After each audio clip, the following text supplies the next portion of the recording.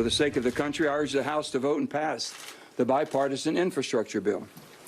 Holding this bill hostage is not going to work in getting my support for reconciliation bill.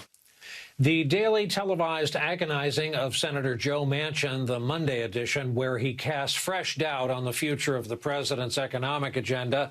But the liberal Democrats over in the House are sounding optimistic tonight. I just have to believe what the president says. And the president said right after the senator spoke that he is confident he can deliver 51 votes for this plan. I am going to trust the president. Our members are going to trust the president. And we are going to do the job that we need to do, which is pass both bills through the House. And whatever Senator Manchin says is up to him.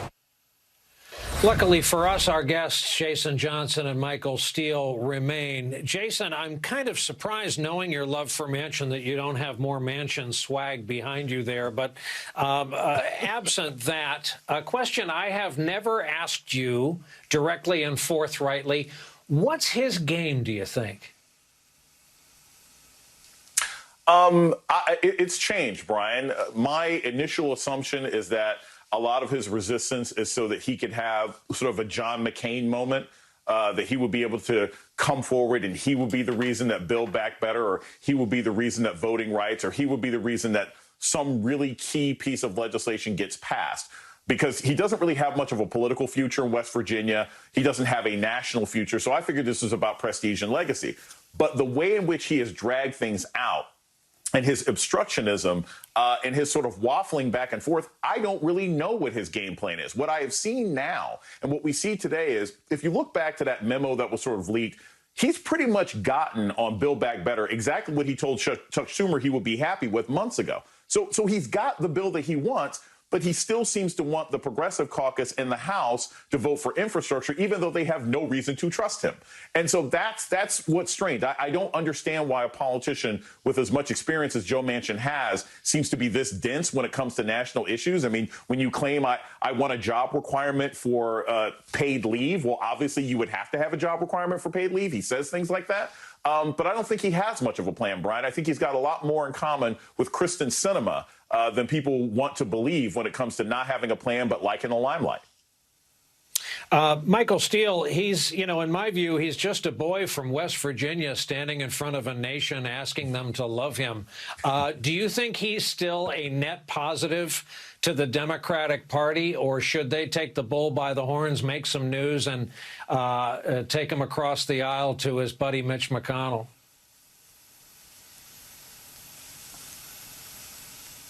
Michael, you're muted.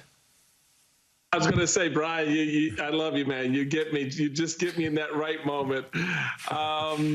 So can we let's break this down. Joe Manchin does not want to vote for a progressive legislative package, period. You can rework this and dress it up and dance around as much as you want. That's to Professor Johnson's point, the rub. That's at the end of the day where this is.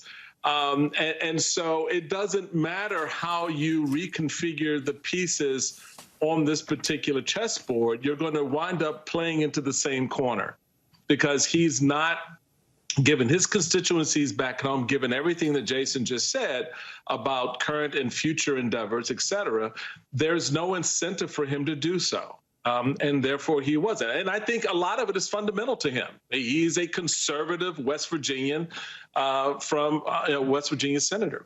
So I think the strategy now is play this thing out, because Democrats have to ask themselves one question. What do you plan to do come this Wednesday morning and you've lost the state of Virginia? And what are you going to do on the first Wednesday of November 2022 when you watch Nancy Pelosi begin the process of turning over the gavel and Mitch McConnell possibly assuming the control that he's de facto had in the Senate in January of 2023? Boy, you ask good questions. Ladies and gentlemen, the professor and the chairman, Jason Johnson, Michael Steele. Our thanks, as always. Two friends of the show will do this again.